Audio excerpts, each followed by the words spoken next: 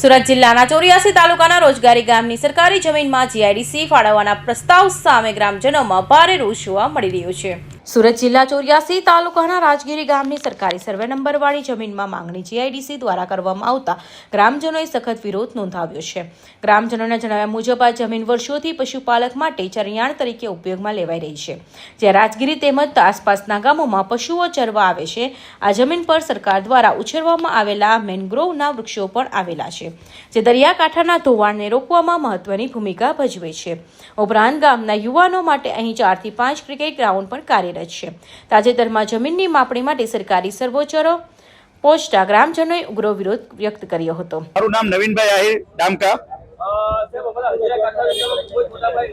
અમે અમારા ગામ લોકોને જે સરકારી જમીન ડામકા ગામની સરકારી જમીનની અંદર એએમએનએસ જેવી કંપનીઓ ટાઉનશીપ માટે સરકારે જે જગ્યા ફાળવી છે અને એ જગ્યા માટે અમારા ગામ લોકોનું અસ્તિત્વ ખોરવાય એવું છે, કારણ કે 2006 ની અંદર જે પૂરગ્રસ્ત જ્યારે વિસ્તાર હતો, જ્યારે રેલ આવેલી 2006માં, ત્યારે બાટા પાટપટ્ટી લઈ ડામકા, વાસવા, મોરાના તમામ ગામો પાણીમાં ગરકાવ થયું હતું। ત્યારે જ્યારે આ પાણી તેના ખાડીએ કરવામાં આવ્યું અને તે ટાઈમ પર અમારા ગામો બચી શક્યા હતા, પરંતુ એ જ ખાડી અને એ જ જગ્યાની અંદરમાં જો આવી કંપનીઓ મોટું બાંધકામ કરી ડેવલપ કરવા માંગે છે, છતાં અમારા ગામનો લોકોનો તમામ લોકોને નુકસાન થાય એવું છે।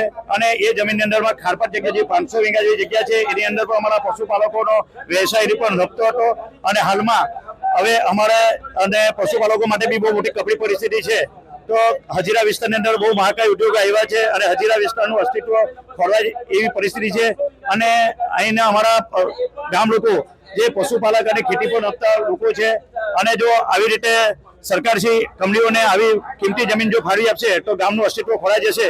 માટે અમે આજે કલેક્ટર સાહેબને આવેદનપત્ર આપવા આવ્યા છે કે સાહેબ, ગામ લોકોનું અને પ્રજાનું જો હિત જાળવવું હોય તો તમે એમને કોઈ પણ હિસાબે સાહિત્ય જગ્યા આપો અને તેના ખાલી બીજ અમને ખુલ્લી કરે, એવી અમારી અપેક્ષા સાથે આજે રજૂઆત કરવા માટે આવ્યા છે।